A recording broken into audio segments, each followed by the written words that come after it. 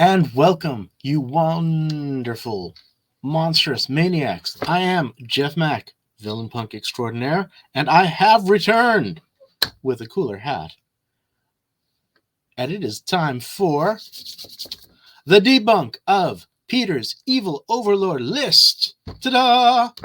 Now, for those of you who may not know, and I'll be brief for those of you who do know, um, Peter, among others, collected a number of cliches, things that evil overlords, various sorts of galactic rulers, numerous autocratic science fiction figures ought never do because it was inevitably used by the heroes of the film or occasionally movie or, in case of Thrones, disaster to utterly destroy said person. And they said things like, do not leave the super spy living so that you can gloat over that person's unhappiness at your plans coming to fruition. Kill the bastard and just don't have them foil your plans. I was really taking just a couple of minutes to take on one of the more famous and one of the most misunderstood rules. Rule number one moment. Oh, I can't do math. One moment. Let's call it rule number 11. If it's not rule number 11, it's rule number 11. Rule number 11. Ahem. No. Rule number 9. I will not include a self-destruct mechanism unless absolutely necessary. If it is necessary, it will not be a large red button labeled Danger, Do Not Push. The red button marked Do Not Push will instead trigger a spray of bullets on anyone stupid enough to disregard it. Similar, the on-off switch will not be cleverly labeled as such. Okay, now that is reasonable, by the way. If you have to have a self-destruct button, and by the way, let's just take a moment to say how short shrift this concept is giving the idea of having some kind of self-destruct button. Yes, I'm going to have some kind of self-destruct button. Thank you. I'm way smarter than the heroes. I've got ideas they've not even begun to think about. I've got stuff that will blow their minds if their minds were ready for it, but they're not. They're just going to take it like the Ark of the Covenant at the end of, this is not much of a spoiler, Indiana Jones, and put my brilliant ideas in the back of some warehouse and no one will ever know they exist. It's dumb. At least if I blow them up, people will say, what will he have had there? Oh no, we shall give a hefty reward to whoever finds it. And then my cousin, who looks surprisingly like me and is genetically identical and might be a clone, will say, oh, I can find Jeff's secrets, no problem. What's the reward, governor? Um, there, there's plenty of reasons to have a self-destruct button. Now, as for having the self-destruct button be obvious and visible, well, let's see. Should an enemy agent get loose in your quarters, in your sanctum of sanctums, it will make it easier, should that thing be labeled properly, for the enemy to destroy you. Why are you letting this happen? Why is that the assumption? Why are we working with this assumption? I mean, I understand that one should prepare for failure, but like, if you're preparing to say, I don't know, fly mail from Idaho to Dakota, is your first plan, what shall we do with all the mail if the spaceship is attacked by UFOs and disintegrated by disinto rays? It's possible. It could happen, but it's not really our prime concern. It's not the main thing you ought to worry about.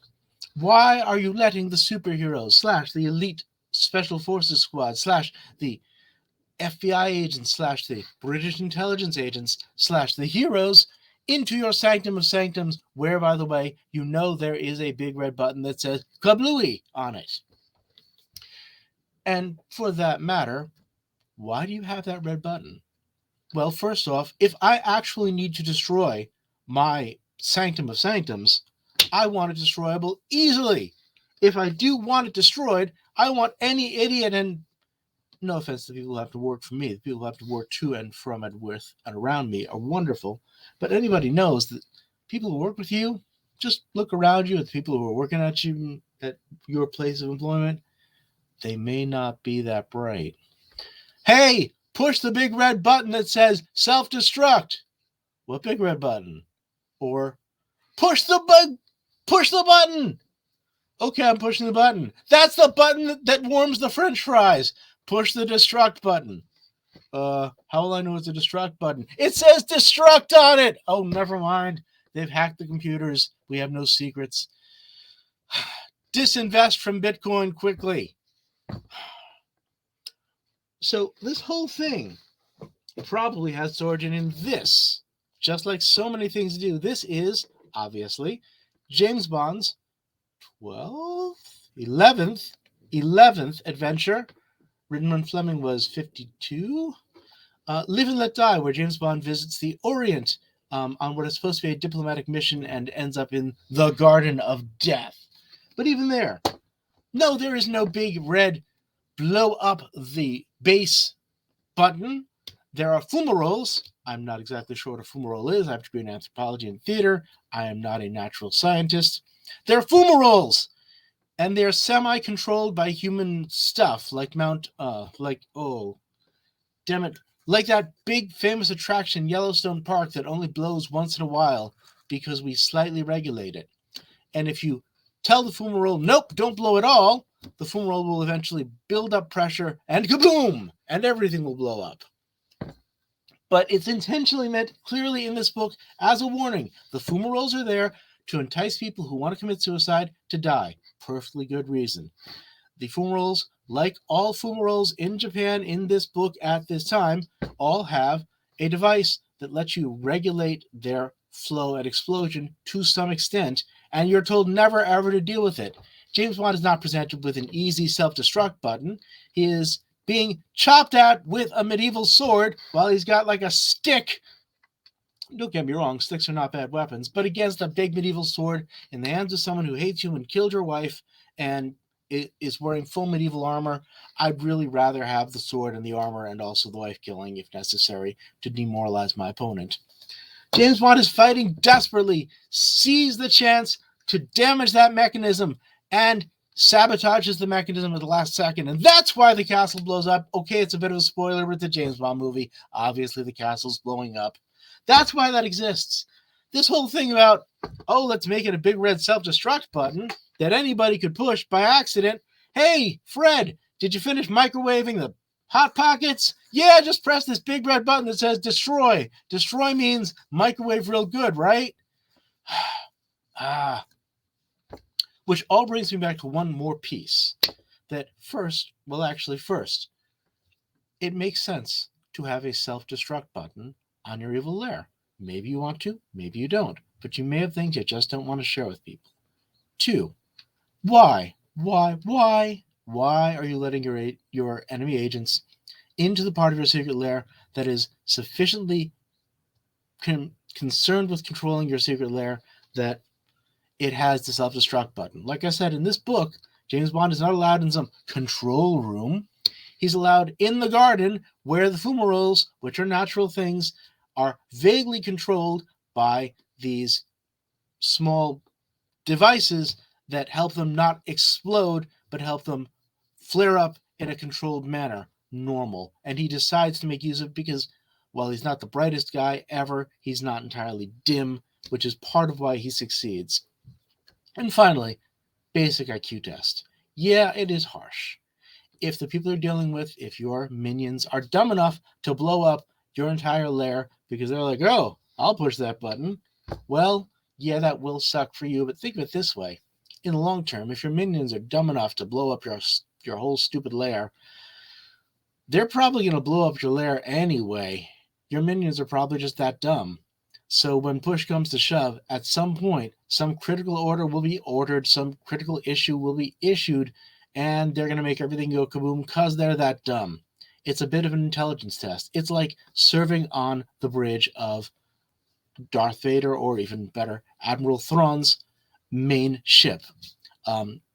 Advancement is quick for the swift, for the mighty, for the intelligent, for the perceptive, and devancement is quick and sometimes fatal, especially if you're on the Vader-style ship.